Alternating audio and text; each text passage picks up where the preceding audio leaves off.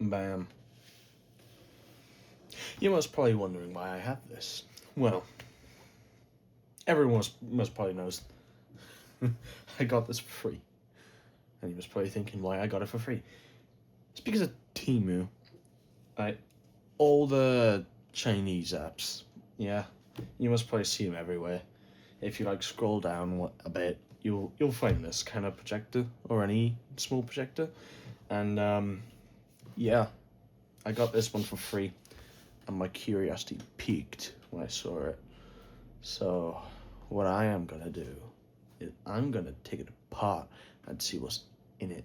And you was probably thinking, why do that? Well, I searched up on Google and I didn't really find much on it.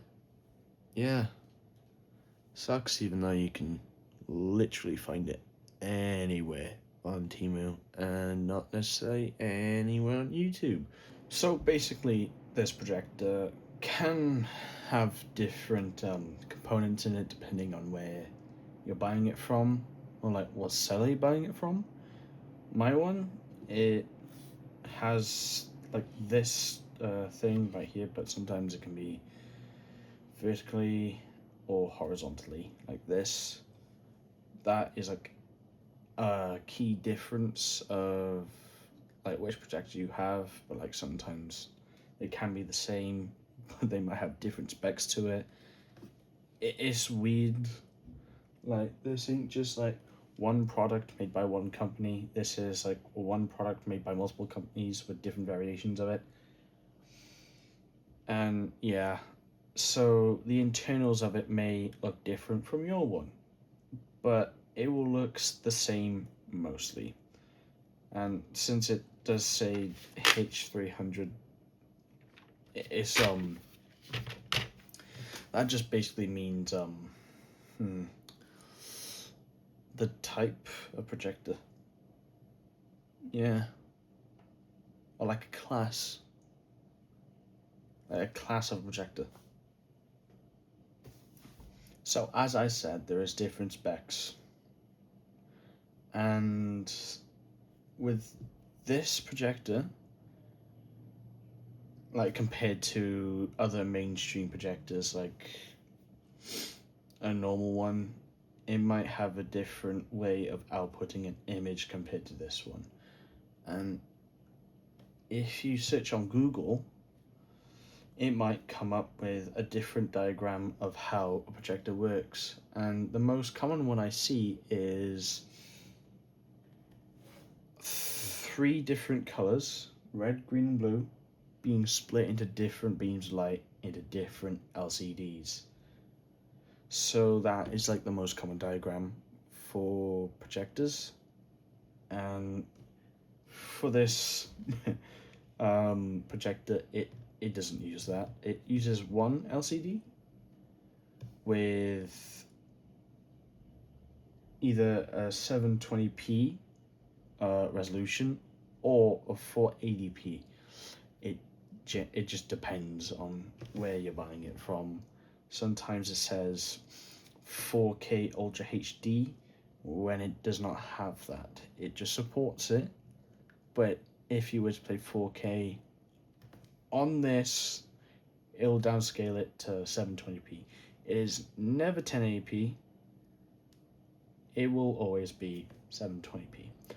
Or if it's a really, really bad one and it has 480p, which is not good. So yeah, you should always check for what kind of panel you have. Mine, it's 720p, luckily, and that's pretty good for like how budget this is. You know, it's not too bad, but it's not too good at all. So yeah, now it's time to take it apart. The favorite bit of the video. Yeah.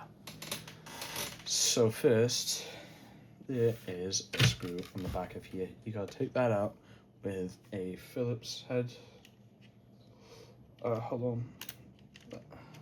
A small Phillips head, by the way. And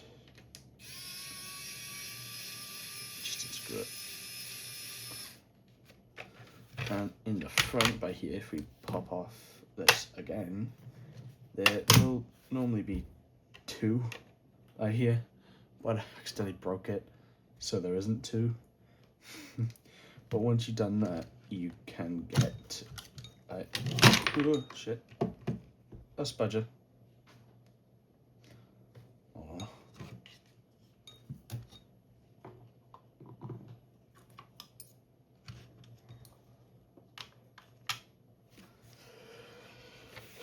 What to do with this spudger is I would like put it by here, get it down here, pop this bit out, put it back up here again, slide it down here, and pop this out again, and go back here. It's not. You could just do that. Yeah. And just like pop that out. Didn't mean to drop it. But yeah, continue like popping it out and all that, and on the other side as well.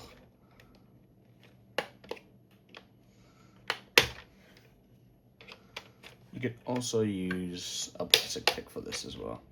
But yeah, that's how it comes off. Now, let's look at the inside. Right here, this is the motherboard or SoC. It has an aluminum heatsink. That's all it takes to, you know, so it doesn't overheat. Yeah. There is cable for the fan by here, cable for the speaker by here. That connects to the power supply. This one connects to the IR reader in the front. Now this bit, as I told, it is the power supply. So this gives power to this and the LED in here. And I forgot to mention, this is the power, is it? No, it's not. This is the cable that directly leads to this. And then this one goes to the LED. Simple. Yeah. Now, time to take apart more. There is a lot.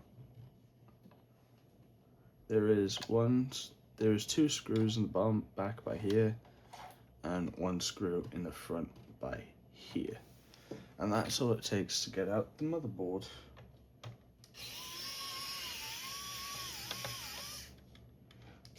Just like that.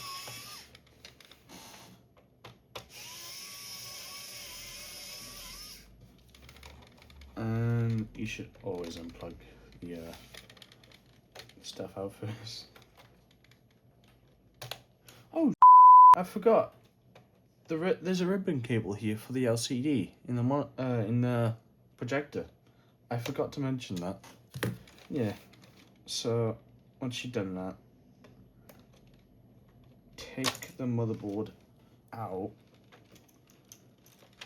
and once you lift it up, you gotta take this bit out, and I get a spudger again and just wedge it. Sorry, I wedge it between here to lift that up, and then take that out, and then here's your motherboard. Whoops.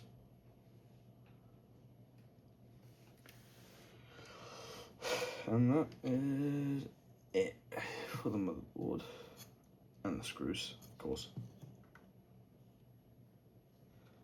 So I'm pretty sure I dropped a screw. There. Now is for the power supply, but you don't really need to take this one out. You can just leave it there and then take the plastic bit. But I also forget to do that up.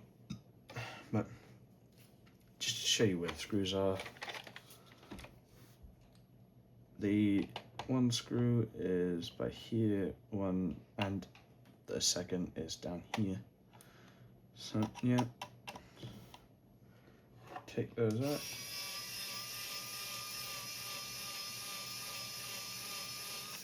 That does not want to come out. Oh well.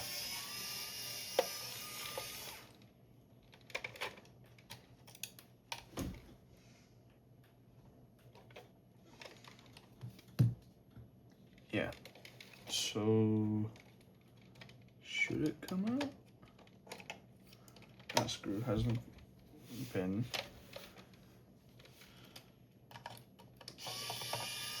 It has come out. That is weird. Now it's come out. There we go. This is how it's come out. You can take this cable up.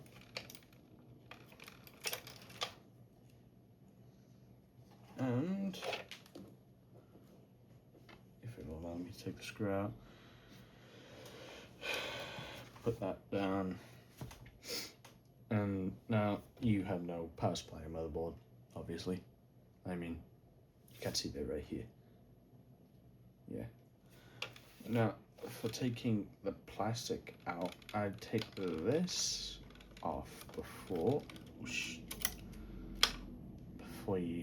you know, take the screws out of the plastic. And 2 screws are by here and by here.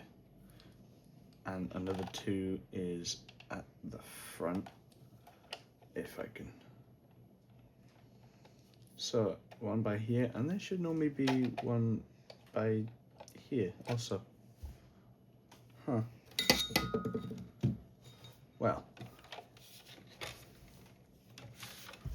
Yeah. Anyways, just take those screws out.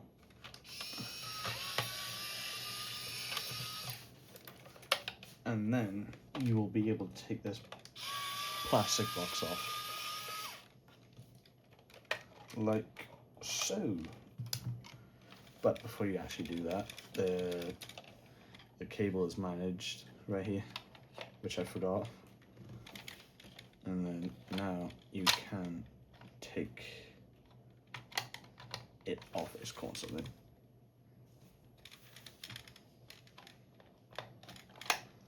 There. It was caught on the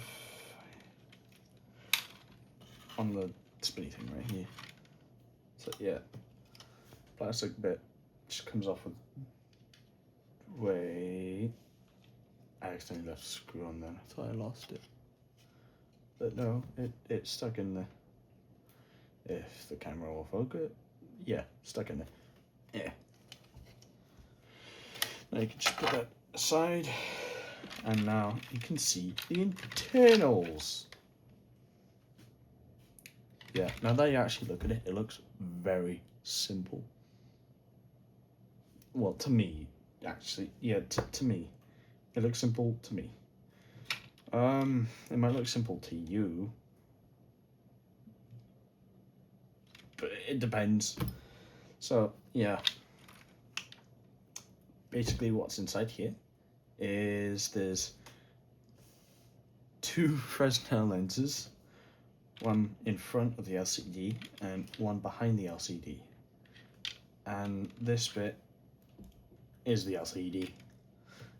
And one cool thing, right, is if you search up diagrams on Google, it would show 3 LCDs and 3 lights would be separated. So there will be red, green, and blue lights, and they will all be separated and put into their own LCDs, like just like this one.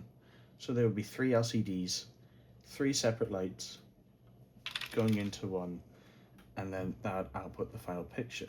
But as you can see, there is 1 LCD. So how does that work? Well, it works just like a normal LCD monitor or TV. It has millions of pixels, like as a TV would, with red, green, and blue pixels. So that would show the color by putting the pixels on here instead of just doing 3 separate lights into 3 separate LCD panels. So yeah, no, that's like good.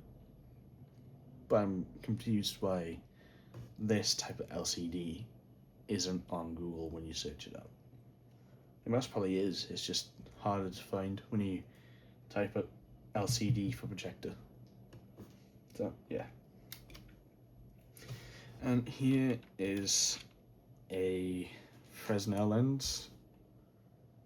It basically allows you to magnify the final image of the LCD and put it on the wall. That is what this does. And now for the panel behind it. This looks unusual but is very needed. This is to basically dim the light so it can actually output a picture, because without this the picture will look washed out. And yeah, I figured that out by removing it and turning on the projector. It was all washed out. The colors looked horrible. You could barely see anything. Yeah. And now the second Fresnel lens. This lens focuses the light going into the LCD behind it. And yeah, that's it. That's all it does. That's why there's a second one. This directs the light into the lens, and here is the LCD. No, not the LCD, the LED. Yeah. Do not turn this on without this cover on, because I have blinded myself so many, well, not so many times, I just accidentally blinded myself trying to look at it. But this is really bright for like how small it is. And yeah, I got dazed, you know, that when you throw a frag and got a D. Yeah, that's what it felt like. Anyways, if we go deeper, there is a fan. This fan just only cools the light. Nothing else, just the light. The light does get very hot. And yeah, this bit does get hot too, since it's aluminum, and it will transfer the heat away from the LED. And there is also thermal paste in between the aluminum block. Well, not aluminum block, you know, it is an aluminum block. Yeah. It's a solid aluminum block, by the way. So yeah, there is the thermal paste between the aluminum and the LED. So you do get maximum performance, I guess. And as I noticed by here, you could just pull out the speaker. This is the speaker. It's not good. It really isn't. I would prefer to use headphones with this projector, but yeah, you could do whatever you want. And that's basically it. Now, if you were to unscrew this and this bit, you would see the aluminum block has fins on the bottom, and that would just basically allow the fan to push the hot air away from the LED. So yeah, that is it. And like, that's only like 20 parts.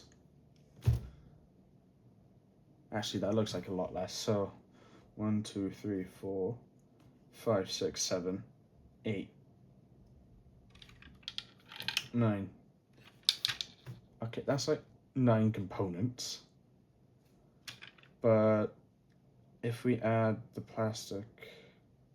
Oh shit, no, sorry, there's 10. There's 10 components. Because you gotta add the fan.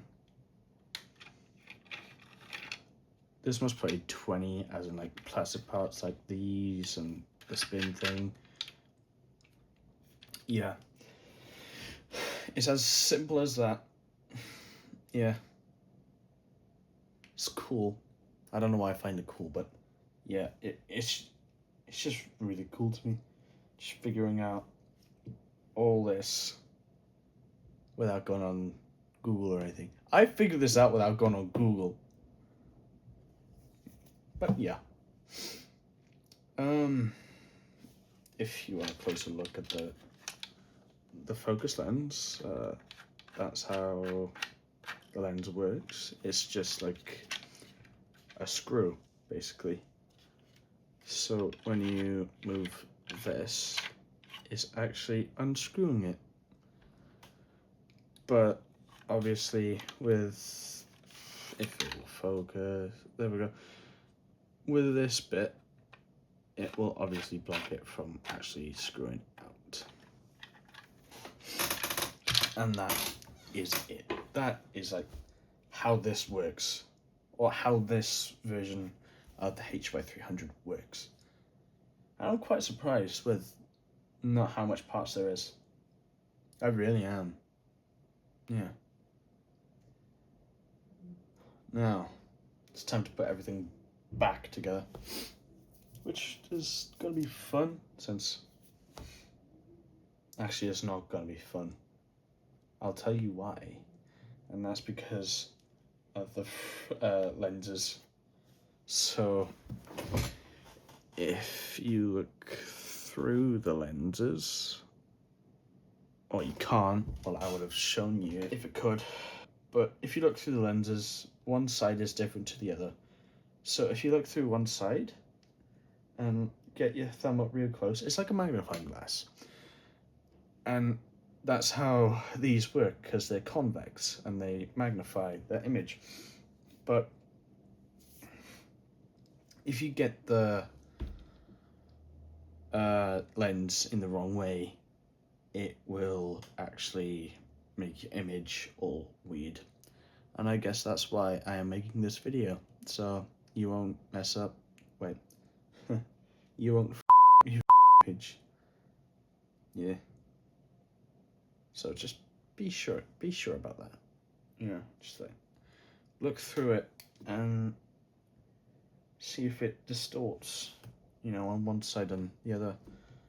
I forgot which way they're going. Well, another thing for me to learn. Actually, no, wait, I just remembered. I'm pretty sure the distorted side, which is this side, by the way, goes in this way. So it gives you... Is it this way? I'm so confused. No, it's this way. Yeah. Okay, you know, after I've done this, I'll check the projector and see if it's the right way. But yeah, I'm gonna put it back together now.